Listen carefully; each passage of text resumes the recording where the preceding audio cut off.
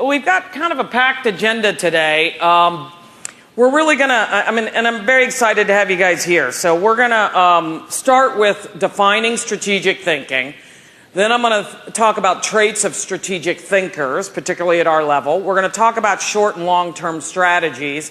And then we're going to bring it back to your day-to-day. So we got a lot to cover in this next 75 minutes. Let's start off by defining strategic HR. And this is important to understand, because remember, we all talk about wanting that seat at the table, right? We want that seat at the table. So part of this is that we have to understand how the organization operates. And when I'm talking about that, I'm talking about raw material in one end and your product out the other end. Not only that, but understanding your vendors, where you get your sourcing from, also understanding what your customer needs are. And you may think, oh, Val, that's ridiculous. Let me tell you, just ask. I was going to say no hands. I was going to ask if anybody works in the automotive industry. Just ask Ford Motor Company about that sourcing. When their primary company for one of their auto parts for the F-150, F-250, F-350 in their Kentucky truck plant, they lost that strategic, that vendor that provided a couple parts to these F-150s, had a massive fire. And it brought them to their knees. They could no longer produce their number one seller of all Ford cars and trucks. So understanding sourcing is just as important as understanding where the customer is. And that's what we're talking about when it's about strategic HR leadership. It's also really looking at these businesses, at your departments, at your people, and seeing where we can come in and figure out increasing effectiveness for these different departments. Also, like if you have siloed thinking, this is exactly where you should be looking at to try to break that down. This is what strategic HR leadership is about. It's understanding, we keep hearing AI. Anybody heard that term? AI? Oh God, I'm sick of it. And at the same time, it's really critical, because it is critical to understand, particularly if your customers are looking at it. Things like these these automatic cars, that sounds crazy, but if you happen to be in the trucking business, it's kind of interesting, right? It's something that you need to be aware of and kind of on that pulse of things. It's also understanding your competitive landscape. How often do you look at your competitors and what they are doing? That's what we're talking about when we're defining strategic HR leadership. Finally, it is partnering. Yeah, we know about partnering with senior leaders for growth and expansion, but it's all of these other things that are going to come in, and by, again, partnering with these departments, that these department heads are going to come back and go, hey, why isn't Val in this meeting? Why isn't Val in the CEO meeting? So it's not just convincing the CEO. Don't focus on that. Get these departments on board, that they say, by gosh, I need him or her in this room because of the fact of what the value that you bring to the table. Now, there's three drivers when we think about strategic HR. First is, what core business competencies must HR leaders possess in order to be a credible strategic partner? Look, I understand you got to know HR, right? But I know that you all do. So that's a given. The question is what beyond? Again, back to those business basics in order to come back and help me as a department head be able to do my business better, be able to do what it is that I do better. Next, it's about what value, what monetary value does the HR department bring to the organization? And you think, oh, I don't get that. That's not true. You got to be able to connect what you do to the customers and connect what you do to the organization, to the customer. That's what's most important in order to come back and, again, get this strategic value. Now, I'm seeing lots of folks taking pictures. I think you can get this online.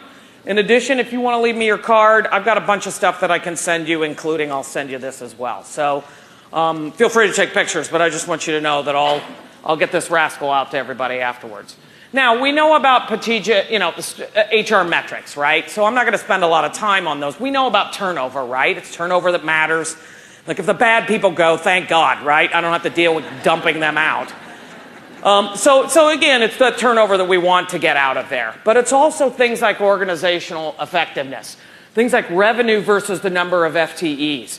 Revenue and then pulling out taking operating expenses and pulling out comp and bennies. Because what that's telling you is the cost of doing your business, less salary and bennies, where are you doing on revenue versus number of FTEs? And looking at where your competitors are and seeing how you stack up. Meaning, how well is your management running the business? How well are your employees running the business? Comp cost versus revenue, comp cost versus operation expense. And I think hopefully, and yes, definitely sales revenue ratios, which we're probably used to. If you look at these and go, God, Val, I got no idea what you're talking about. It's a great place to start. Being able to read and understand financial statements, because it all comes down to the bottom line. And if you want to contribute as a strategic partner to the business, you've got to be able to look at a financial statement and see whether or not, are we doing better or worse? Are we moving in the right direction? Do we have extra money that maybe we should go buy one of our competitors? These are questions that, again, by understanding and looking at those financials. Now, is probably a silly question, but I'm going to ask it anyway. Is strategic thinking, is that sort of reserved to the C-suite executives? No, absolutely. In fact, it can't be. And let me say that I keep stressing this because we talk about wanting that seat at the table. You earn that seat. And that is a matter of showing that you have strategic value to the organization. So as we think of, we want you having that strategic insights into the company. And what I got to say is there's probably no one more qualified to do that than you, than HR.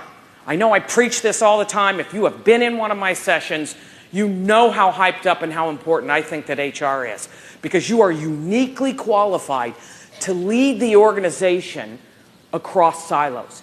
You are that person who can do that. However, you got to be thinking strategically. Excuse me. All right, so let's look at where are you now? Where are you in terms of understanding how your business operates? Do you know how your company makes money? Do you know how it comes in and burns money? Those are important questions, because to make efficiencies better, the reason why you're doing that is to affect the bottom line, right? You're not doing that for any other reason. So the question is again, getting in the knickers of those finances is a good thing. Sorry, Nancy. Shouldn't say knickers, should I? But that's all right. Let's live on the edge. So not only understanding the financials, but also can you connect the people to the financial performance? Back to those metrics, but also just understanding, okay, if we dump another salesperson in there, how do we come in and set what their compensation should be? What are our competitors doing? What are our benchmarks across others? And how will that come back and affect the bottom line? Because those are questions. What if we come back and instead we reposition the sales assistants, that we reposition those sales associates, that now we're going to develop them to take the baby companies. They're going to take the small customers because it's a great learning opportunity, but it also can come back and help our sales per sales revenue, the sales revenue per FTE of salespeople. Finally, are you keeping up with trends in the industry? Are you reading what it is that your customers are reading, that your competitors are reading? These are things that will come back and make you more strategic in the day-to-day. And technological advances. Let me tell you, I mean, who had Blockbuster back in the day? Who had Blockbuster? How's that working now? And the crazy thing is, Blockbuster was in our homes. They had us. They had us in their homes. And yet they came back and they blew it. Even once Netflix started doing these crazy disc ideas, they still didn't jump on that idea. They didn't do it until way too late. Even the red box that's in your store is doing better than wherever Blockbuster was. So understanding technological advances, sorry, I keep expecting the slide. I'm like, oh God, who's up there? Whoa, whoa, holy cow. He warned me this would happen. So anyway, again, are you keeping abreast of technological advances? It matters. Who had a BlackBerry? Who had a BlackBerry? Still considered the best. And the crazy thing is they were in everybody's hands. Remember, they were first to market. The greatest thing you can ever get as a product company, first to market. And yet they came back and they made the decision to not get the BlackBerries access to the internet. What? How's that working for them? Not so well. All right, let's look at traits of strategic thinkers. And forgive me, I am checking my phone here, not to check email, but there's no clock here and there's no clock in this big, beautiful room. So forgive me, I promise I'm not checking email. Let's look at some traits here. We're going to talk about each one of these individually. If you think about what I'd like, and at the end of each section here, I'm going to talk about what it means, talk about some tools on how you can start to integrate this trait of a strategic thinker. And then I'm going to throw back some homework to you. This is what you can go back with and how you can start to look at this in your organization. All right, let's look at forward thinking first. Now, we all know what forward thinking means, but I think the interesting thing about this is what it's saying is that you anticipate and look for opportunities that may need to arise. And that's the challenging thing. It's not just looking, okay, right in front of my horizon or next week or next month. It's kind of pulling yourself back from the weeds and looking out and going, where are things changing? Where are things changing in the landscape? Or what needs to change in order for our business to continue to thrive and to do well and to beat the competition? And I always love to say, is the future, is 5 to 10 years, is that really that far off anymore? No, it's frightening. So even if we look at 1 year, the question is where we're at. When we're thinking forward thinking, where's your business going to be 5 or 10 years from now? And what do the people look like that you need to be 5 or 10 years out? That's what your C-suite, that's what the CEO wants to talk to you about. That's what they want. They want you looking at the person in 5 to 10 years and what skill set that they have that's going to come back and keep the company not only relevant, but ahead of your competition. Now we know that, and I think we sort of know this, that the decisions we make today affect future opportunities. It's really critical. So as you are negotiating, who does union contracts? Lots of folks in here. See lots of hands. My condolences. No, kidding. So, understand that those things that you give up now can be very challenging in the future. Something like, look at American Airlines. They came in and they had such a, now, again, there's two sides to every coin, right? If you work for American Airlines, your pension is no more. Because it got to the point where their pension was so lopsided that they couldn't keep up with it, that they didn't have a future if they didn't come in and go bankrupt and wipe that debt. Now again, awful if you work in an airline and then have to live with that. But that's why we have to think about, okay, we're giving this now. We're giving this Benny, we're giving this now. What is this going to look like when I've got an employee 30 years from now or 50 years from now? Because we know that people are living longer. So you got to think about that, about what 5 to 10 to 30 to 40 years looks like. Now, here are some strategic tools. Who's used SWOT? Nice. What's that S stand for? Oh, they're up there, you cheaters. All right, so these are great tools. SWOT is a wonderful tool. Who uses these who's used these in the last quarter, let's say? Excellent. You should be very proud of that, because these tools can come back and help you evaluate where I need to be going. What are my strengths, my weaknesses? What are my opportunities? What are the threats outside? Meaning, can I be replaced? Is there somebody who's better than me? Is there somebody at my competition in HR that's being better than me? Gap is a wonderful tool that can come back, and I'm going to send you, by the way, templates for all of these, along with some little instructions on how to use them if this is new. Fishbone diagram. Who's used a fishbone diagram? You're my people. I love me a fishbone diagram. So these are all, if you have a problem in a process, fishbone diagram is what you need to use to figure out when there are multiple inputs. If you have a production line, who's in production? Who actually has a physical production line? Lots of folks. All right. If you have a production line that has, that's having issues with reworks, reworks cost you big money. Big money. So the question is, and what happens is when you have a tremendous amount of rework, what do? I'm going to make more now because my rework is so high that I can't anticipate all of them coming out and actually and being able to sell to a customer, which means I got to make more, which keeps my cost of goods inventory up, which comes back and affects my bottom line. So looking at something like a fishbone, look right over there in the top. That's that bottom right hand where you see that circle which says problem. Wow, there's people in there. You know what? Rework could be a people problem. Maybe they're not trained. Maybe we're working them too long. Maybe they need a break. Lots of things that it could be in there. However, there's process, equipment, materials, environment. It could be the management.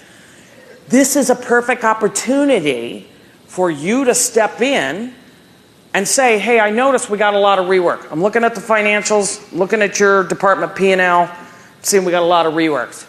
I'd love, I'll just sit in on a meeting, see if there's anything I can help with. Maybe there's not, but guess what? Now you are a strategic part of the production department. And when they have an issue, they're going to go, hey, Val, would you mind coming down and just sitting in with us? It may be worthwhile you taking a peek at this. That's the sort of, again, you're showing your value at the operational level, which is that groundswell that CEO is going to say, oh my God, get that girl in here. Absolutely. So your homework, going back to your area, look at your company's corporate goals, look at your 5-year plan. What forward thinking must you and your department do to help achieve those goals? What does that look like? Have you thought about how it is that I'm going to come in and meet the needs of the organization?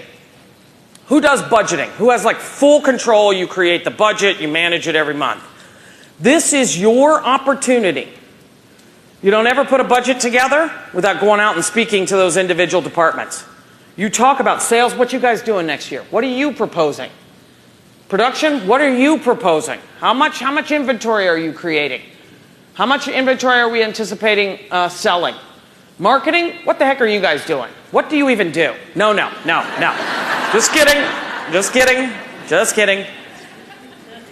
But the key is again, this is a perfect avenue. If you're not doing it now, this is a perfect avenue for you to go speak with those individual departments and come back and understand what their needs are so that your budget can reflect that. And then and this is sort of your first foray, if you're not doing this now, this is your first foray into coming in and reaching out to those departments and being that strategic person that they need to help them with money. Next is seek input. If you are a strategic thinker, you want input from anybody and everybody. Not only that, but you're going to come back and have a broad business understanding. You understand your industry from soup to nuts. You understand business in general, so that maybe you could come out and think of sort of the next crazy idea, like, hey, let's put internet on the phone. Or let's start, how can we come in and maybe do a portal for our customers to order something, so that if they need something at midnight, they don't have to wait for our customer service folks to answer that. What ideas can you come up with based on the fact that you have broad industry knowledge, so it helps to elevate your thinking day to day? Who's ever asked their CEO, what magazines do you read? Why not? Why not be able to come back and read that? At least scan the headlines. If he or she reads the Wall Street Journal, reads USA Today, reads whatever, the question is coming back. It's a great thing that you can come back so that you are getting in the head of your CEO and understanding what is important to her or him so that you can come back and potentially be able to make decisions. So your homework. What sources are going to help you stay abreast of industry trends? What information, what magazines, what newspaper articles, what conferences? Where are your competitors? Where are they? What are they doing? And how can you come back and start to feed off that information? Not only that, what are your customers reading? Where are your customers finding out about your product? What information is your customers reading? Because by knowing that, you can come back and get into the head of your customer and say, you know what? I think they may need this slight tweak. This is strategic value. This is strategic value. And guess what? You can come out there and help employees develop the skills that they need to come back and meet that customer innovation. Again, once again, how uniquely qualified are you to be at that table? It's just incredible. We just got to get the skill set up there. Next, long-term focus. You are willing to invest today to gain a better outcome for tomorrow. Now, we will say that certainly that sort of long-term has to be real, right? We got to be able to make it. But what I would say is this doesn't give us carte blanche to be the naysayer. I don't ever want to hear no from an HR person, to be perfectly honest. I say absolutely. You want to fire somebody with no paperwork and they check a couple boxes? Oh, heck yeah. They just had a baby, they're out on leave. Oh, totally. Now, let's talk about the risk. Let's talk about the risk. But what I would say is that if they are truly dragging your company down, if they are truly not performing work, outside of, obviously you can't do anything that's illegal, but the question is, if a manager comes to you and says that they are not performing, it should be your job to get that person out. Because they are not going to help your company in the long term. And that matters. So I rarely want to hear no from an HR department. The question is, yes, we can do that. Let's talk about how much we're going to pay them. How much are you willing to pay them? I'm all right with that. I'm all right with that because in the long run, in the long term, it may be better off for the company. Maybe, maybe not. But again, these are conversations that to come back and be that strategic person to come in and help with, because you understand the people landscape and understanding. Now you go, of course, go kick that manager in the bonzagos, right? You got to get him or her up to speed on the fact of, like, I don't know, performance management. Whoa, there's a shocker. And I would put him or her on notice too. But you know what? If your performance doesn't get better, guess who's next? Guess who's next? You taking any vacations coming up close? Because you may not have an office when you come back. So that's the key, though, is, and forgive me, I'm kind of jesting. We're all in here this for a long time today. I just want to say that we can't be the no police. We can't be that person. I think that was our reputation many years ago. The key is we can't be that now. So what I would say is, do people invite you to meetings? People invite you to meetings? If they don't, the question becomes, are you the naysayer? Do you add value? Or are you the person in there coming back and saying each time that, no, we can't do that? Something really important. And it's very easy to get into that routine. Very easy to get into that routine, particularly if you got a bunch of wackadoodle managers working for you. It can be easy to go in there and go, oh my God, what are you doing now? So again, the key is yes, we need to be that person who thinks long term and figures out how we can bring our managers and other folks with us. Now, you've probably seen this list. Understand that this is tactical thinking versus strategic thinking. If you have traits of a micromanager, you have short-term thinking.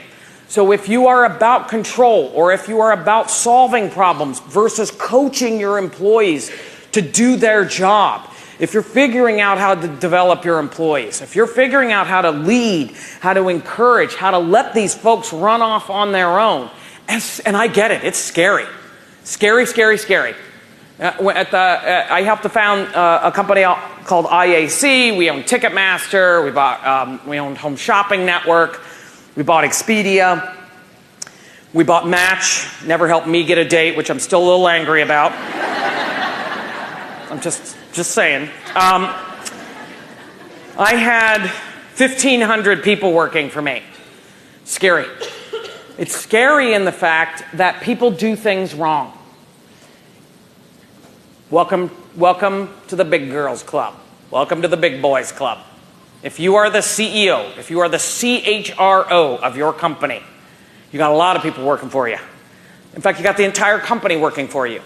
And you got to come back in, and we got to try long-term strategic leadership styles that will help them grow and develop and help them make mistakes. And we make sure that they learn from it so that the next time they go out and they can lead this and they can do this. So very, very critical to look at this list.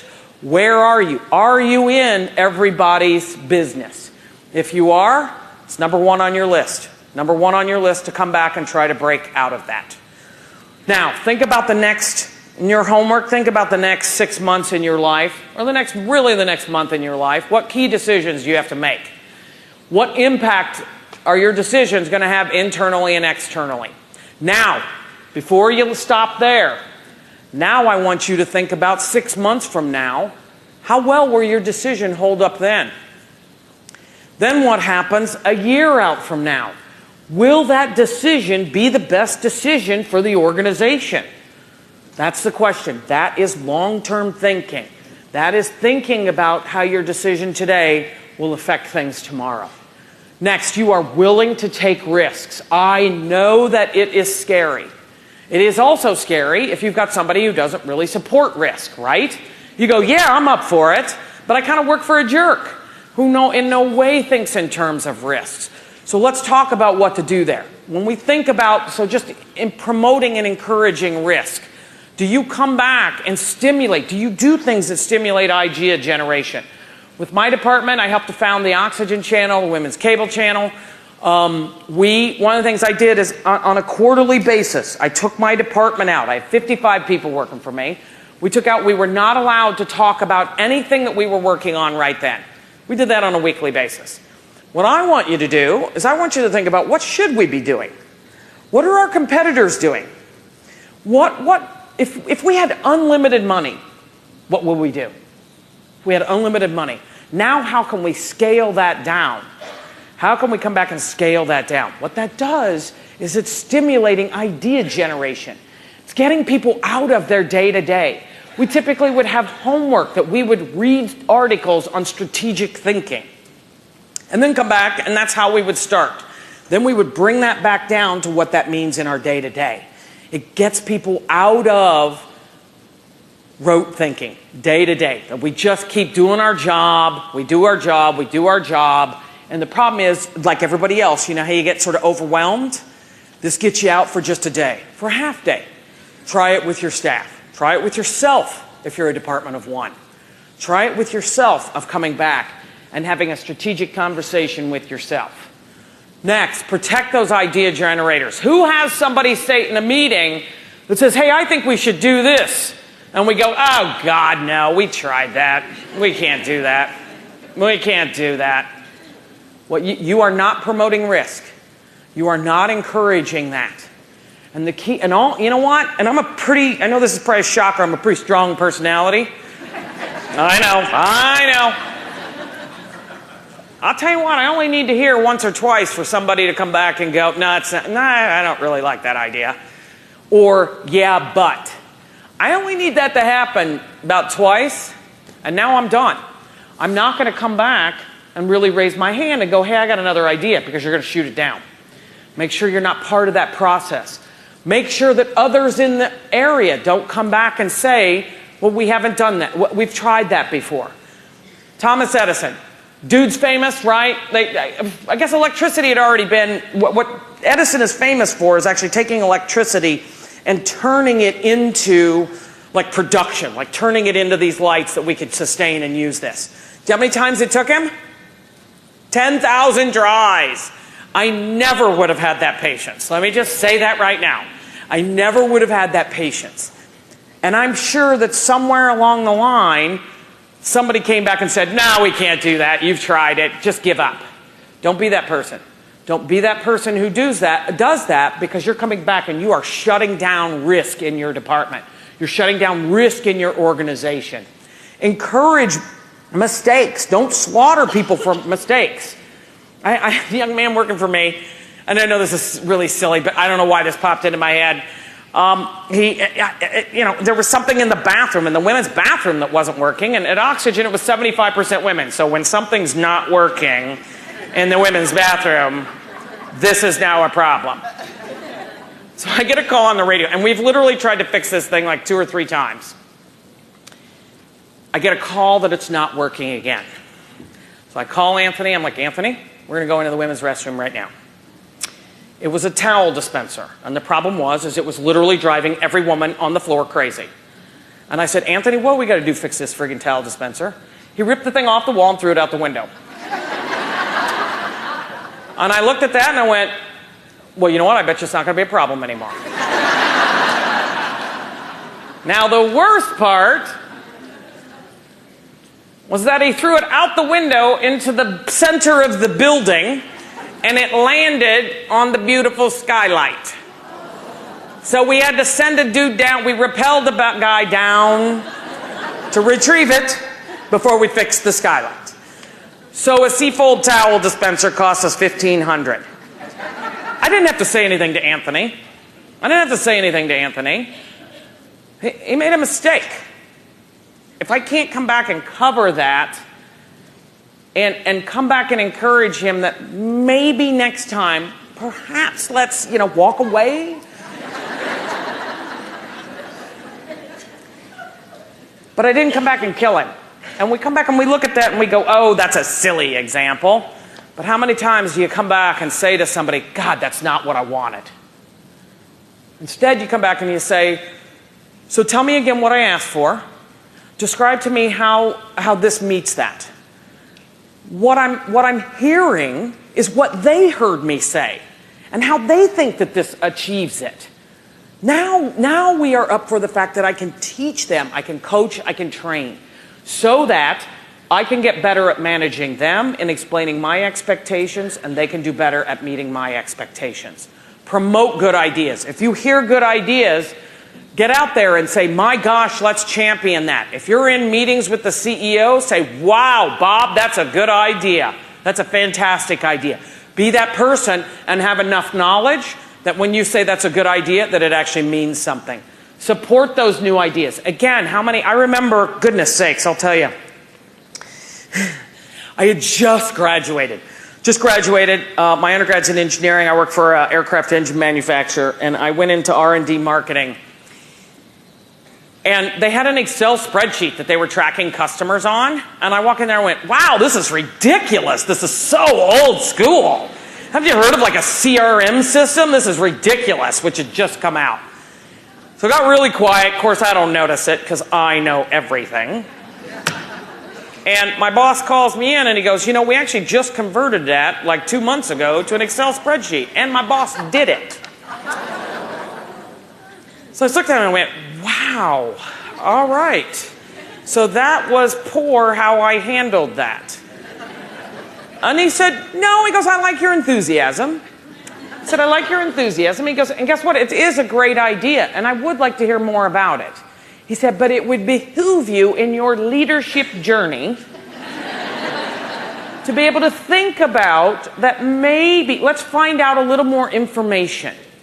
Now, he could have sat there and said, God, what an idiot this girl is. He could have sat there and said, why? Well, God, this girl, she just thinks she knows everything. He didn't do that, though. He came back and he taught me a valuable lesson, which, by the way, I have never forgotten again.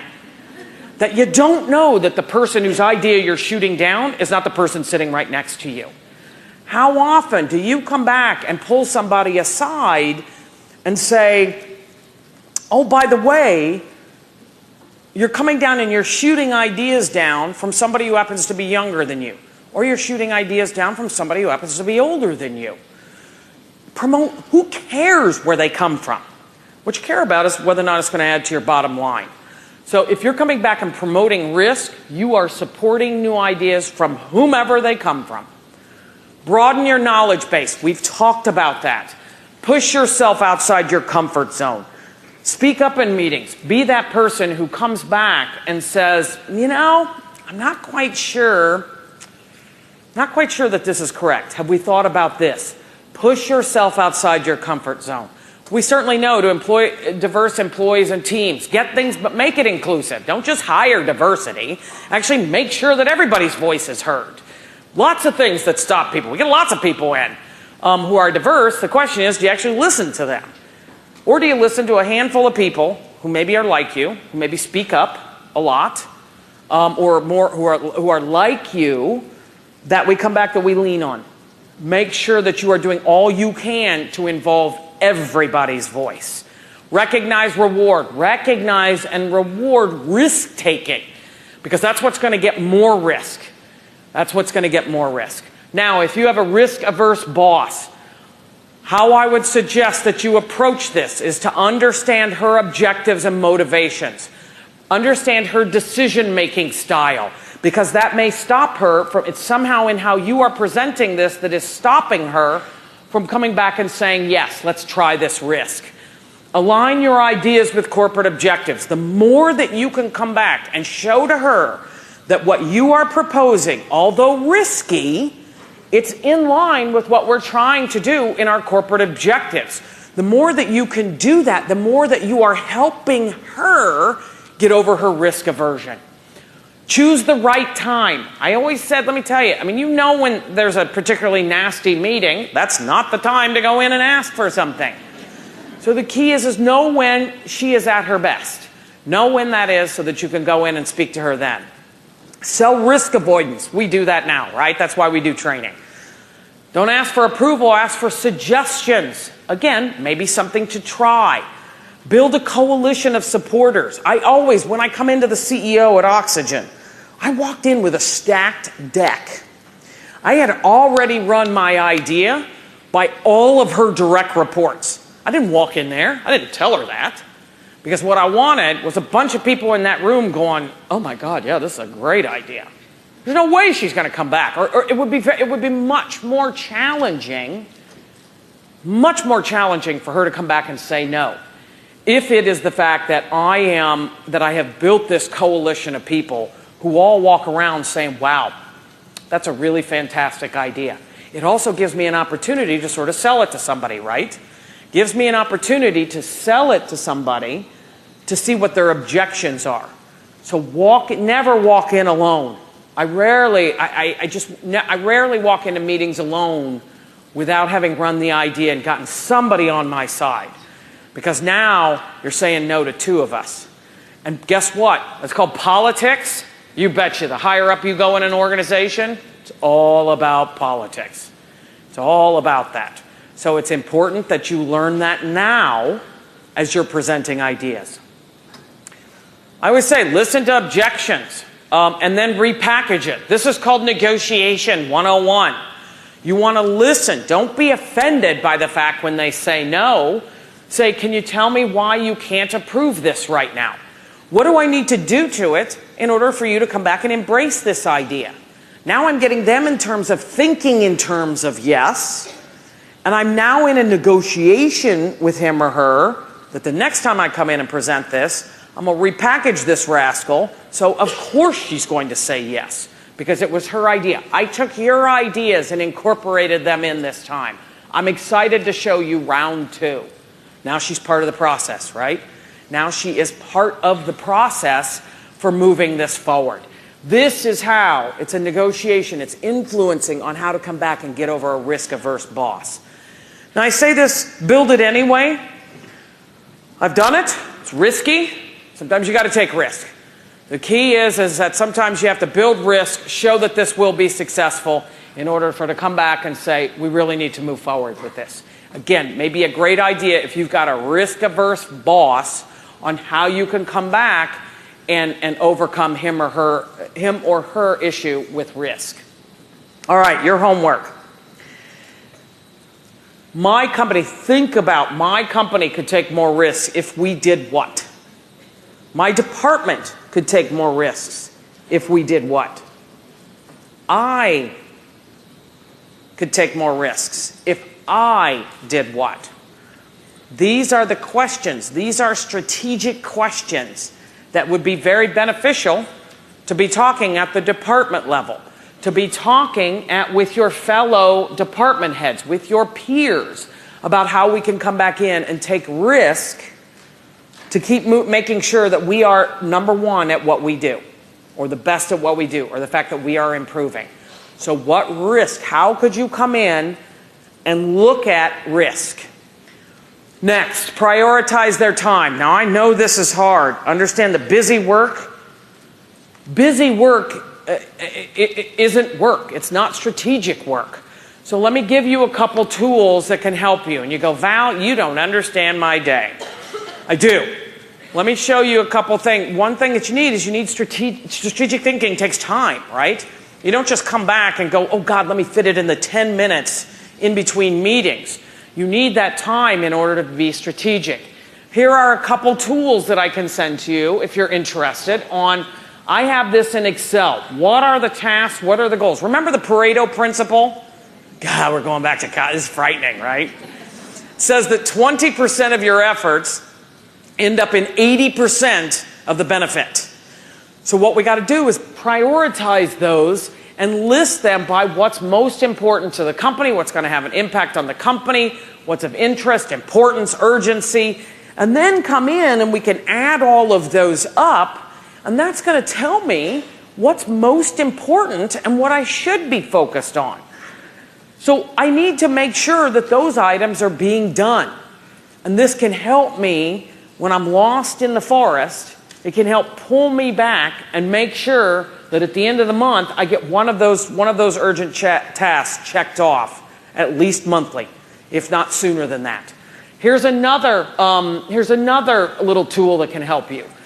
This is actually, to be honest, this is actually a great tool for your career as well. So if you look, it's low to high effort and low to high impact. So let's look at it from a strategic project standpoint first. So if you look at what takes high effort, what has the biggest impact on the company, on your department? Those things that take little effort are your quick wins. Those things that take high effort but have a high impact, those are your major projects.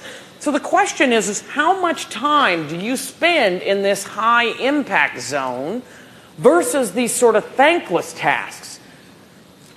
I'll give you one right now. How often do you spend time on email? I'll tell you, I'm at my peak in the morning.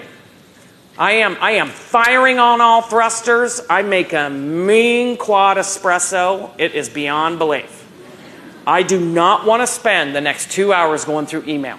That is a waste of time. That is a thankless task. Yes, it needs to be done, but I don't want to do that during my peak time. Why not come back and focus on something that has a really high priority?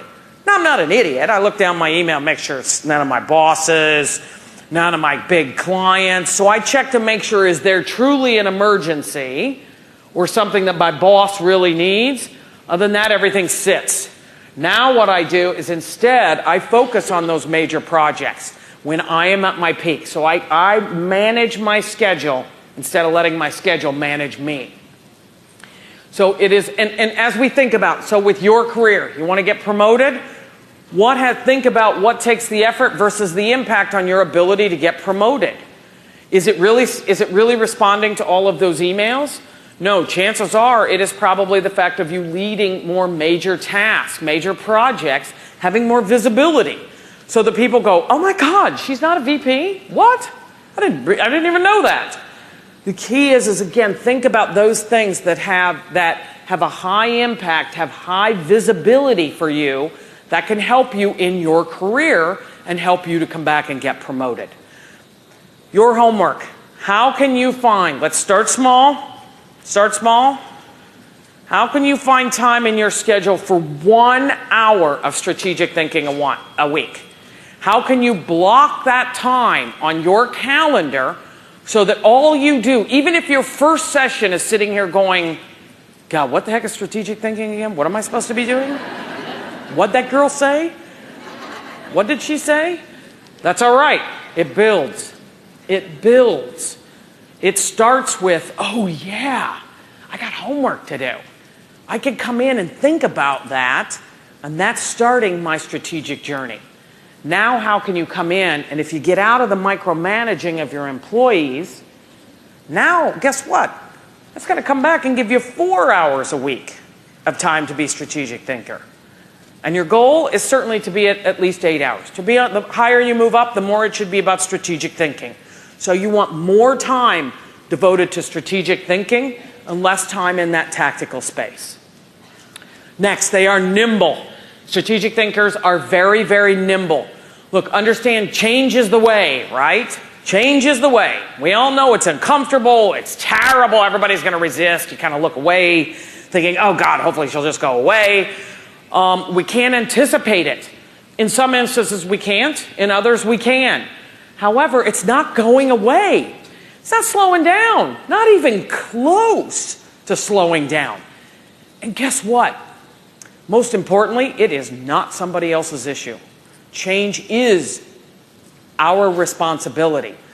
Fear of change in the office, we know that this leads to a lot of really terrible behavior by our employees.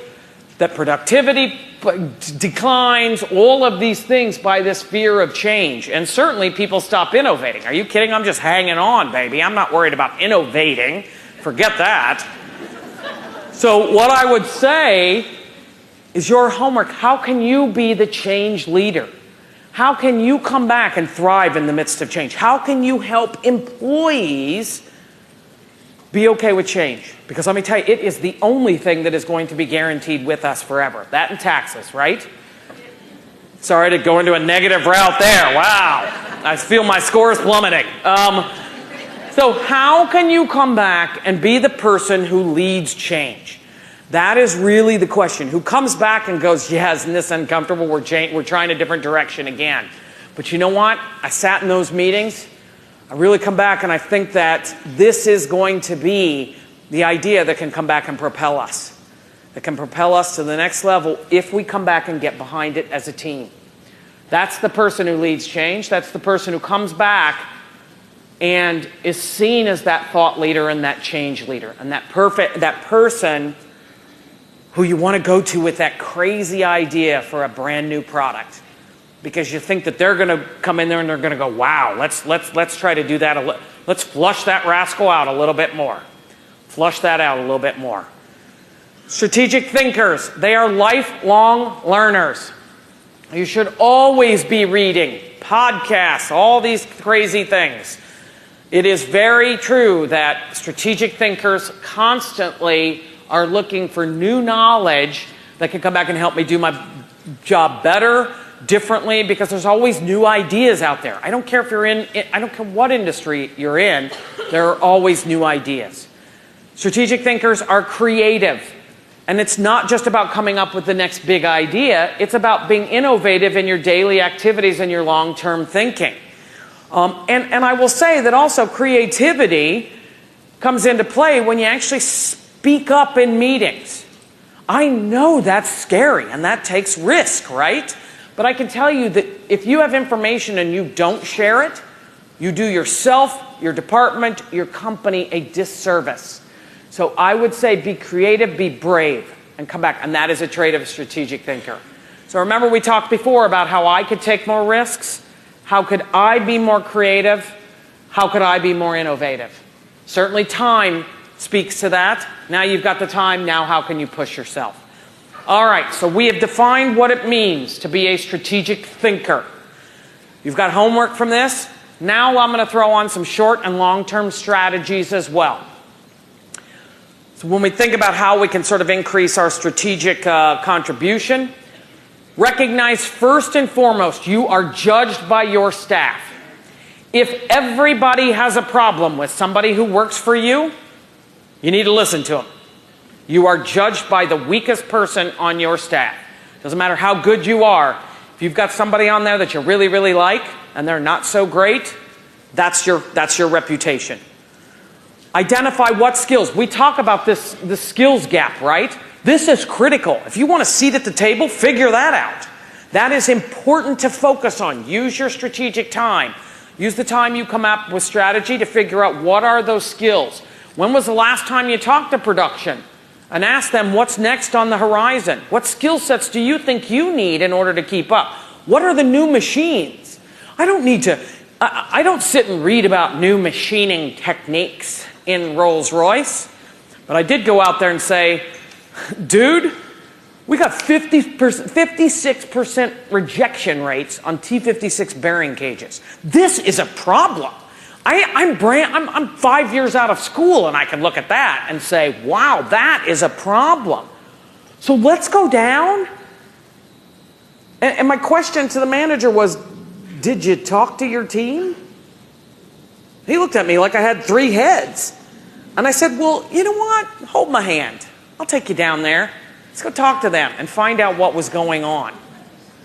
And we came out with 4 or 5 different strategies that within a month, we had it reduced to 40%. Not huge. Within 6 months, we had it reduced to 25%. And within a year, because we changed the design specs, and it took over a year to get it approved, we had it down to less than 10%. Do you know the money we saved? The money we saved was absolutely staggering. So what are the skill sets that are needed to come back and create and be abreast and keep abreast of what's going on? I always say, thank God companies don't do this. When was the last time you cataloged the talents of your employees? Nobody should hire me as a consultant. Nobody. I mean, just thank God again. The companies don't do this. I bet you $10 your internal employees know how to solve all your problems. But people don't do this, and they hire out external consultants to come in. You know what external consultants do? They walk around and they talk to your employees. And then they come back and they regurgitate it to you in fancy form, though. And then we invoice you. Score! Just kidding. Your employees, if you know what skill sets your internal employees have, use them. What a way to come back and engage. What a way to come back and engage your employees to come back and solve problems that are internal to you. You talk about motivation, let me tell you, just like that doggone T56, which is an aircraft engine bearing cage, we all were in this together. Wasn't any consultant coming back, wasn't anybody, it was us on the shop floor figuring out what the heck was the problem and how we could fix it. I also say when you know, look, if you do products, if you do any sort of services, do you test those services on your employees? If it's appropriate. We're not letting everybody fly aircraft engine when I worked at Rolls-Royce. The key is you can mine the market intelligence. If they are vaguely in your customer base, start with them. Start with them to come back. I always think of RIM. Did they not ask their employees? They had thousands of employees. Didn't somebody come back and just say, hey, you guys want internet on there? Would that be useful? I would think if you would have started there, somebody would have come back and gone, God, I really think we need to do this. Instead of the fact of Apple coming in and just slaughtering them mercilessly. Better, quicker hiring. We know that not having people filled in there. Figure that out. Work with your managers, work with outside consultants, do what you have to do to get people in there. Now, apply Six Sigma. Anybody black belt or belt certified on the way to belt certification? All right, so a few hands in here. Now, look, I'm not talking the crazy statistics. This isn't a college class. We're not having to go back. What Six Sigma talks about is cutting out the number of touch points in a process. Even just coming in and doing that, thinking about what's the process for approvals. If we can come back and reduce that by even 1, we've already come back and 1. So reduce the number of touch points. Reduce the travel distance between processes. I know that I worked with a laundry company, And it was shocking at the difference when just this dirty linens come in one way and the route, we mapped out the route they had to travel. We saved days each week by being able to, a month. We saved days a month by coming in and redesigning the process, just so that it flowed, that things flowed through the line and made sense versus up and down. The lost time. That's what we're talking about Six Sigma technology. And who would be great at doing that except you? Perfect for HR to lead this. Reduce energy usage. All of these things are Six Sigma methodology. It's just, what are we doing? We're making things more efficient. We are making things more efficient. Understand that this also includes any HR policies that you have that are just in place, well, just because. How does this come back and help fulfill the needs of the customers? If it doesn't, ask whether or not it is needed. Cut out red tape that we may have been created legacy-wise, or that is the result of sort of outdated HR policies or standards, process, and procedures. It's all right, because we're embracing change. We can make change. Next, these are longer-term strategic ideas. So idea number one. These may be offensive, but I'm going to throw them out anyway, because we said we were going to be brave, right? Give priority. Who makes money in your company? How often do you go talk to sales? How often do you go talk to customer service and say, what can I do to help you? How are things going? If they are bringing money into the organization, they are my number one priority, particularly when I'm overwhelmed already. Understand that if you've got 250 employees, where do you start? What I would suggest is that you start with those revenue-producing business units, people, department heads, so that you could come in and make sure that you are servicing their needs because they're bringing cash into the department. What training do you need? How can I come back in and make your team better motivated? So at Oxygen, again, I think I said I had 55 people working for me. You know, of course, in the beginning of Oxygen, it was like, we had these nebulous goals like make money, don't spend money, sell our position. Like that's about as good as it got. And I said to our facilities team, all right, guys, take these goals, figure out how you fit into this. And they presented, and the facilities team had nothing by sales generation. And I said, what's going on here? It feels like you've sort of missed a big thing here with sales. And they said, well, we're facilities. We don't affect sales. Really? Where do those salespeople sit? Sit in this office. Are the salespeople happy with the facilities? Well, I said, maybe IT and email, they may be the only people that touches their lives more than facilities, but the moment they get in that elevator, they're yours. Everything that you do as a facilities person affects how their day is. And we know that all you need to do is be stuck in an elevator or have your email not working or have your chair broken or something. And now we know from experience as HR executives that they're going to spend an hour bitching about it and doing nothing that's associated to the job. Not only that, I'm going to talk to somebody in the office, so I'm going to drag them down into my quagmire as well. They went back and spoke to the sales department. One of the biggest things, which I will share with you, which they did, which they came up on their own, they said, Val, we want everybody to be able to paint their offices whatever color they want.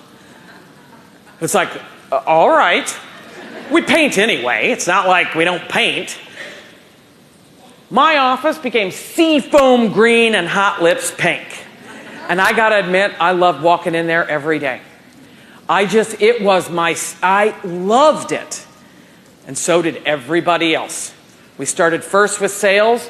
We let them do anything other than anything really, really dark, like a black or a dark blue, because we couldn't paint back over that. And I'll tell you, it was amazing at the difference in their attitude, because they owned the space. They owned the space, and something so simple that could come back. And they came back and they said, we also need to redesign the flow of their department because it's not quite idyllic. So now they were in the process of understanding how much command they have when it comes to making money. And guess what? They are nowhere near as much as you as HR executives. Let me tell you, the facility is just the facility. You truly do touch their lives every day. So you have in your power the ability to so affect the sales of your company. Because all you need is a staff that's unhappy with benefits, and you brought the organization to its knees, and you know that. So the key is how, yes, we roll out benefits so that it will come in and help with the bottom line. It will come in and help with the bottom line. So think of that and think about start with those revenue generating departments so that you can come in and help them get even better. We did specific training for sales for the second level down so that they could take over smaller clients so that those people we were paying the big bucks to could go after bigger ad sales. So train them. How can you come back and get them up doing quicker work? Retain, develop, figure out what it's going to take. When we think about, yeah, we want retention, 100%, everybody wants retention. But I can guarantee I knew exactly what it would take to retain anybody in the sales and customer service areas. That's where I started first. Because you got to start somewhere. And it's overwhelming to think, oh my God, I got to retain all of these people. You know what? I don't really trust the sales folks because they're out selling. I'm going to get involved in retention for those revenue producers. That's where I'm going to start. Then I could branch out with others, but I started with those people who made my company money.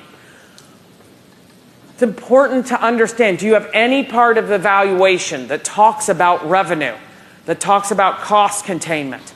That's not a bad thing to have as part of your hiring process. Because of the fact if they're already thinking in those sorts of terms, it's just less that you have to train. If they don't, then I'm going to put them on the list for those folks who are going to get financial training. Speaking of which, roll out financial training. The thing that I love about HR, no offense to any controllers, I don't know, I've never worked with any controllers who I would have doing financial training. Because you look at that, it's not their skill set. Skill set's in the weeds of looking at numbers, but guess what? I know finances really, really well, and I can do training really, really well. That can be part of your purpose of coming in and teaching your employees how to read a P&L, how to read financial statements so that everybody's looking at the bottom line every day. Not just the department head, not just the C-suite, not just you.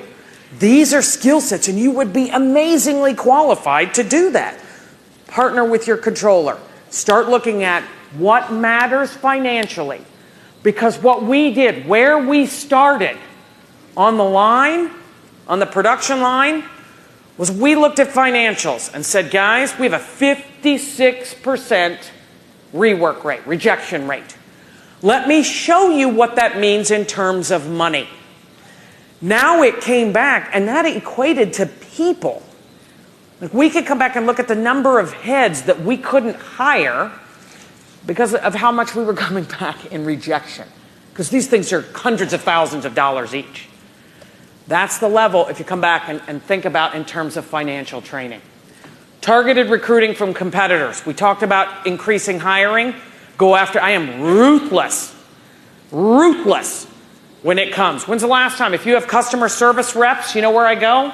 Well, I used to go. Darn Starbucks, when their benefits just got outrageous. And I'm like, I can't keep up with that. You need to stay here. But where are your competitors? I used to go in Walmart. So I used to do recruiting for another box store. I used to go in Walmart. How you doing here? Walk around, ask people to help you. It's amazing how when it comes to customer service, how you can come back and find amazing people. And I do that every day. Every time that I'm in there, I can't help myself but coming back and cataloging somebody who's fantastic at customer service. So that if I ever needed them at Oxygen, I could go back and say, you know, we got an open level position. I haven't seen your resume, but I'd like you to apply. And I keep notes like Sam in the piping section, in the pipe section of Lowe's. She's somebody I want to talk to. Identify barriers and opportunities to productivity and future growth. What are those? You start at the individual. Start at the revenue producing side.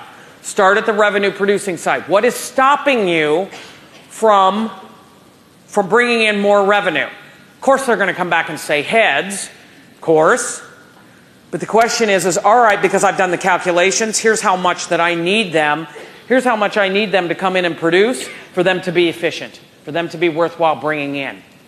Create a fast action team in HR. You should not be the only person that people should be calling. We talked about how you are only as good as the weakest person on your team. If they are weak, it is time to move them. It's time to move them on to their next opportunity so that you have a team that even if you are out of the office here at a conference, that they can come back and go in and help and know enough that says, you know what, this is really critical. I'll hunt Val down. I'll make sure that she knows this. I want you to hear. So even if they can't answer the question, do they have the customer service chops to be able to service your customer base, which is all employees? So we talk about succession planning. Talk about it all the time. Again, another overwhelming, oh my God, of course we got to do succession planning. I'm telling you where to start. Start with revenue producers. Because if you lose a salesperson, it is different than if you were to lose someone in my own department, someone in facilities, somebody in IT. Revenue producers, good revenue producers are critical. So we talked about focus on retaining them. What's the succession plan if they do leave? What's the succession plan on how it is that we are getting those salespeople to the next level? That's who we want, because the more they sell, the more we can come back and spend it. Spend it on fabulous things like benefits. Internal movement. One of the things that I always love to do is if you are training folks on this succession planning, move salespeople into customer service. Move your team into other departments. Have them sit with other staff.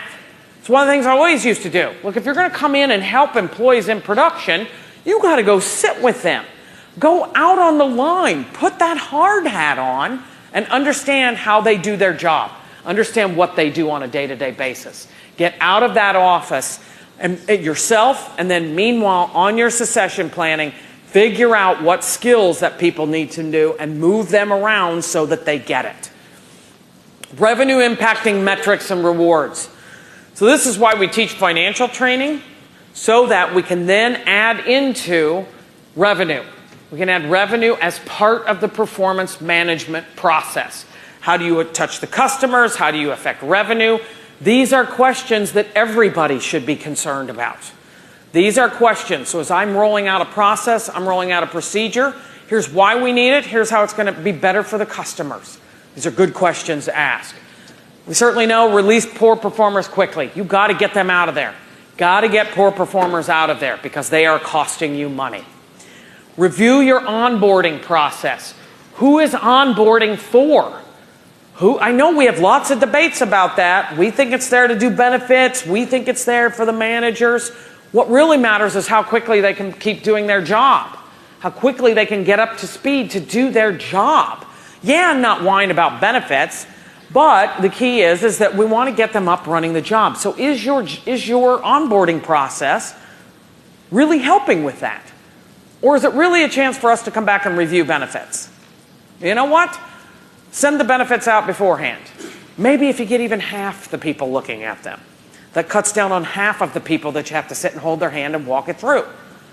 But that's all right. That's goodness. That's long-term onboarding, getting them focused. Oh, you got a benefits question? You know what? I'll stay afterwards. I'll stay after this onboarding, and I'll answer any benefits questions anybody has. But this is all designed about onboarding, telling you about the company, telling you about our product line, telling you how it is, how each one of you is a part of that process, and here's the financials that we're going to come back and review. All right, strategy in your day-to-day. So where to start? Certainly do what you have to do to get out of the transaction business. Get out of that day-to-day. I know that it may be a pain to come back and take time to put all those FAQs online. It's going to take time. But that's all right. And once you put them up there, who looks at them? Nobody. But when they call, then you're going to refer them to them. Go look at that. Second time they call, because they didn't really believe you. You refer them over there. Don't help them. Third time, go over there. Chart those questions that you don't have listed on there. Write every question down that's not on the FAQs, and then tick every time an employee asks. Guess what? That's a question that you should add to the FAQs going forward. So get out, do what you have to do to get out of the transaction business. When we talk about really learning the business, it can be overwhelming. What I suggest is always start with those sales or customer-facing departments. Because of the fact that, A, sales, they're great at sales, they can be your champion. They can go, oh my God, that Val, she's so fabulous. Sourcing won't talk to anybody. So the key is if you get that salesperson on board that comes back and says how great you are and the value that you added, all that does is help you, help increase, help others see the value that you bring at a strategic level to the organization. So start with sales as you are learning the business. Learn the big three, the P&L, the balance sheet, the statement of cash flows.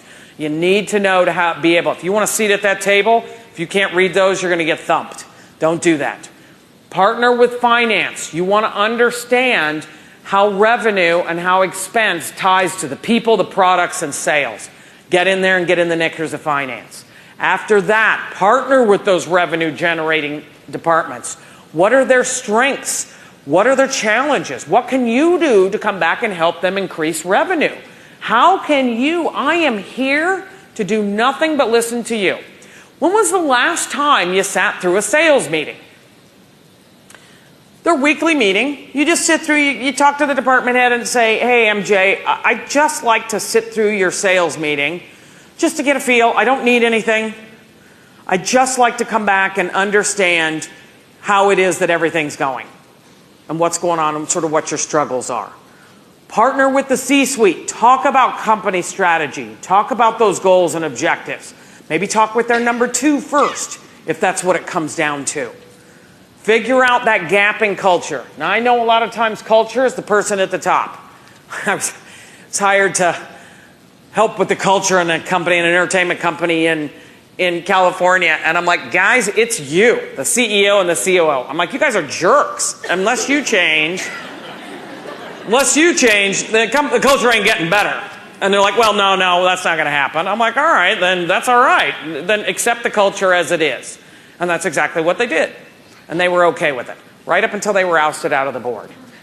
So figure out how your goal should be to figure out how you can impact revenue.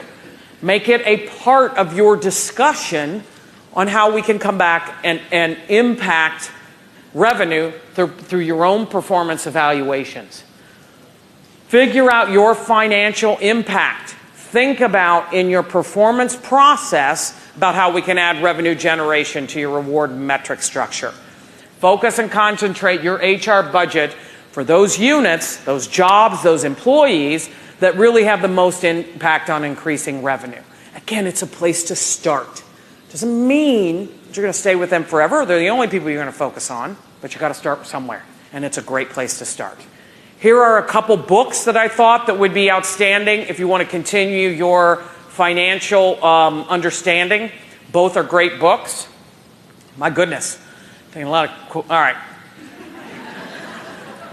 And other than that, I just want to say thank you so much again. I have cards here. Either send me an email or leave me your email. I will be delighted to send you. I've got lots of stuff that I can send to you. And I'm going right now to sign. I have a book out from Wiley that's on managing 4 generations in the office, and I'm going to the SHRM bookstore. So thank you. Enjoy the rest of the day. Thank you.